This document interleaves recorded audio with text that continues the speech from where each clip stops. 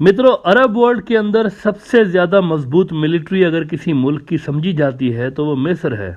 मिस्र के पास शुरू से लेके बेहतरीन एयरफोर्स और ग्राउंड फोर्सेस मौजूद हैं। इस वक्त भी मिस्र के ऊपर एक मिलिट्री डिक्टेटर की ही हुकूमत है। हुस्न मुबारक के खिलाफ जब मुल्क भर में कुछ साल पहले मुजाहरे शुरू हो गए तो वहाँ थोड़े ही अरसे के बाद इख्वानुल मुस्लिमून की सरकार आ गई थी। लेकिन फिर ये भी ज़्यादा टिक नहीं पाए थे और मोहम्मद मुर्सी साहब जो इख्वान को लीड कर रहे थे उनकी हुकूमत को हटा के जनरल अब्दुल फत्ताह सीसी ने मार्शल लॉ लगा दिया था और ख़ुद हुक्मरान बन के बैठ गए थे। इंडिया और मिस्र के कांग्रेस के दौर तक बड़े अच्छे ताल्लुकात रहे, बल्कि तारीखी रिलेशंस हैं, कई डेकेड्स पुराने रिलेशंस हैं। इन रिलेशंस को बनाने और बढ़ाने में हिंदुत्व वालों का कोई रोल नहीं रहा, उनकी कोई काबिलियत नहीं रही। ये सिर्फ और सिर्फ क्रेडिट जाता है कांग्रेस वालों को और ख़ास तौर पर जवाहरलाल नेहरू को। तारीखी रिलेशंस इंडिया के और इनके रहे हैं। मिस्र के लेजेंडरी लीडर जमाल अब्दुल नासिर और इंडोनेशियन लीडर सुकार्नो और यूगोस्लाविया का जो जोसेफ ब्रोज टीटू था, इन्होंने जब नॉन अलाइंड मूवमेंट शुरू की थी, उसकी बुनियाद रखी थी, तो उसमें आपको जवाहरलाल नेहरू भी नजर आता है। आपको ये जानकर हैरत होगी कि वो भी दौर था कभी कि मिस्र की, इंडोनेशिया की और इंडिया की एक ही तरह की फॉरेन पॉलिसी हुआ करती थी कि वी रिजेक्ट ब्लॉक पॉलिटिक्स और America Soviet union cold war में हम किसी की तरफ भी नहीं है। ये इनकी सबकी एक जैसी फॉरेन पॉलिसी थी। अब ये इंडिया का देखें, ये लेवल था इंडिया का। मुस्लिम वर्ल्ड के अंदर इंडिया बहुत करीब हुआ करता था और इवन फलस्तीन के इशू पर भी इंडिया की जो पुरानी ये पॉलिसी चलती आ रही है ये उस जमाने की है। बुनियाद जो थी इंडिया अरब टाइज की वो नेहरू ने रखी थी। और फिर आप देखें कि इंडियन वर्कर्स का रोजगार भी वहां इसके बाद लगना शुरू हो गया है, जो कि आज तक 90 लाख पे पहुंच चुका है। वैसे नंबर जो है 90 लाख इंडियंस नौकरियां करते हैं अरब ममालिक में। ये सारा का सारा क्रेडिट जवाहरलाल नेहरू की पॉलिसीज को जाता है, उसकी अचीवमेंट है ये सारी। इसमें सावरकर के जो पैरोकार हैं उनका कोई कमाल नहीं है। दिस इज प्योरली कांग्रेस और जवाहरलाल नेहरू इनिशिएटिव।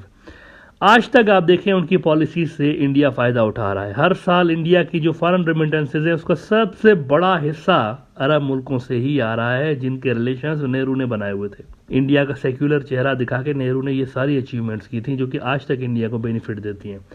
लेकिन मुझे अफसोस के साथ कहना पड़ता है कि कांग्रेस भी शायद नेहरू की वो जो खिदमात हैं इंडिया के लिए, सर्विसेज हैं, उनको उस तरह से पोर्ट्रे नहीं कर पाई जिस तरह से करना चाहिए था। नेहरू के इंडिया के लिए बड़े कमाल के काम किए हुए उसने। अलबत्ता फिर आगे चल के ये हुआ है कि बीजेपी की एंटी मुस्लिम सियासत की वजह से अरब और इंडिया रिलेशंस की चमक जो है वो फीकी ज़रूर पड़ने लगी है। ऐसे में बीजेपी ने भी अब नए सिरे से कोशिशें तेज कर दी हैं, दिल पे पत्थर रख के अरब वर्ल्ड के साथ दोबारा इंडिया जो है वो अपने रिलेशंस में जान डालने की कोशिश कर रहा है, बीजेपी के नेतृत्व में भी। अब वो दिल पे पत्थर रख के क्यों कर रहा है? क्योंकि उनकी जो लोकल पॉलिटिक्स है इंडिया के अंदर वो सपोर्ट नहीं कर रही, इनके जो रिलेशंस है मुस्लिम वर्ल्ड के साथ उसको सपोर्ट नहीं कर रही। भक्त जो है नीचे भक्तों को बताते हैं कि मुसलमान बुरे हैं, लेकिन ऊपर जब वो मुसलमान मुल्कों के साथ इस तरह पींगे बढ़ाते हैं तो फिर वो उनका जो हार्ड लाइनर वोट बैंक है वो कुछ ज़्यादा इंप्रेस नहीं होता इससे। अच्छा, इन्हीं कोशिशों के नतीजे में ये जो इंडिया आजकल कोशिश कर रहा है कि अरब वर्ल्ड के साथ दोबारा कोई हमारा जो रिलेशन है वो कुछ बेहतर हो, उन्हीं के नतीजे में एक बड़ी डेवलपमेंट ये हुई है कि मिस्र के सदर जनरल अब्दुल फत्ताह सीसी को भक्तों की सरकार ने इंडिया आने की दावत दी है रिपब्लिक डे के मौके पर चीफ गेस्ट के तौर पर। इनको चीफ गेस्ट बना के बुलाने का फैसला किया गया। हिंदुस्तान टाइम्स खबर लगा रहा है कि Egypt president Abdel Fattah al Sisi invited as chief guest for Republic Day 2023। अब सवाल यहाँ पर यह पैदा हो रहा है कि बीजेपी सरकार को अचानक से मिस्र की याद कैसे आ गई है? ये इंटरेस्टिंग सवाल है ना, मिस्र कैसे? यानी आप देखें ना, तेल तो वो मिस्र से नहीं लेते और मिस्र के बाद वो उतना तेल है भी नहीं, और इंडियन वर्कर्स भी ज़्यादा काम नहीं करते मिस्र में, तो मिस्र ही क्यों?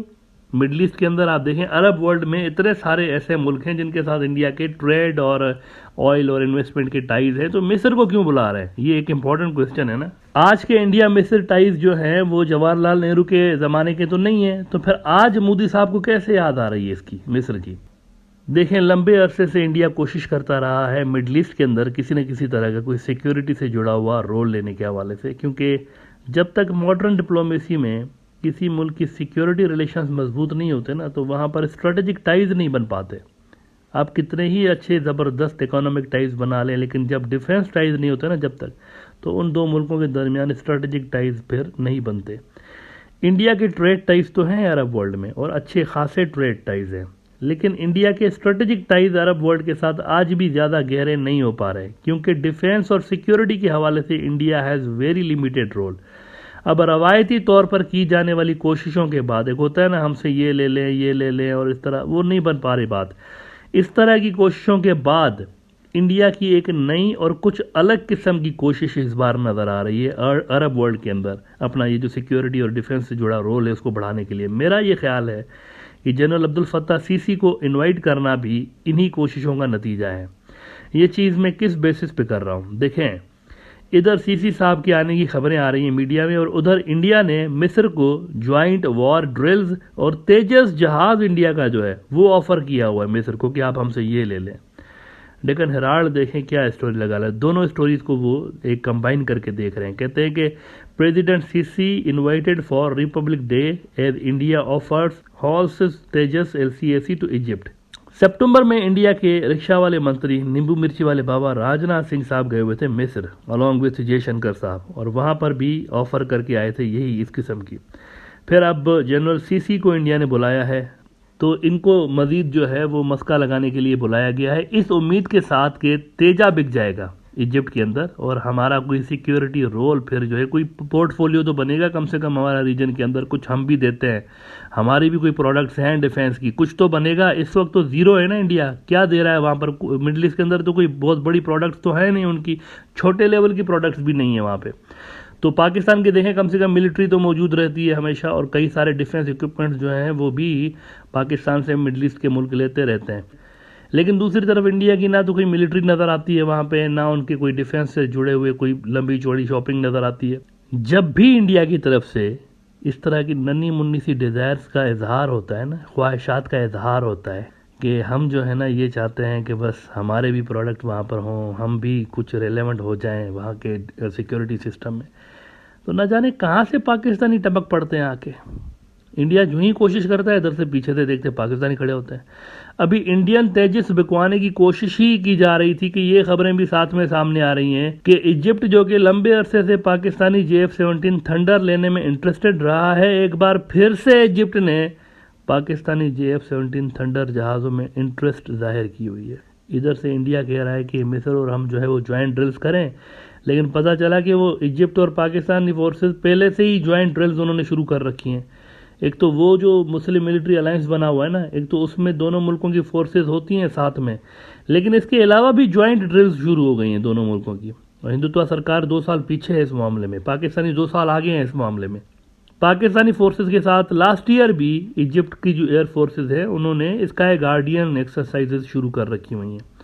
इंडिया की जानिब से इजिप्ट के साथ रिलेशंस खास तौर पर डिफेंस टाइज बढ़ाने के पीछे ये 2 रीजंस हैं बेसिकली। नंबर 1, मिस्र की बढ़ती हुई मिलिट्री पार्टनरशिप पाकिस्तान को के साथ उसको चेक में रखना, और नंबर 2, अरब वर्ल्ड के अंदर कोई ख़ास सिक्योरिटी रोल ना मिलने पे एक नई तरह की इंडिया की जानिब से एक अप्रोच सामने आ रही है एंट्री मारने के लिए वहाँ पर सिक्योरिटी वो जो मैदान है उसके अंदर, कि अरब वर्ल्ड का सबसे पावरफुल जो उसकी मिलिट्री अरब वर्ल्ड की इजिप्ट की मिलिट्री, उसके साथ इंडिया अपने सिक्योरिटी टाइज पहले डेवलप करना चाहता है और फिर उस बेसिस पर दूसरे जो अरब ममालिक हैं वहाँ पर अपना सिक्योरिटी रोल बढ़ाना चाहता है।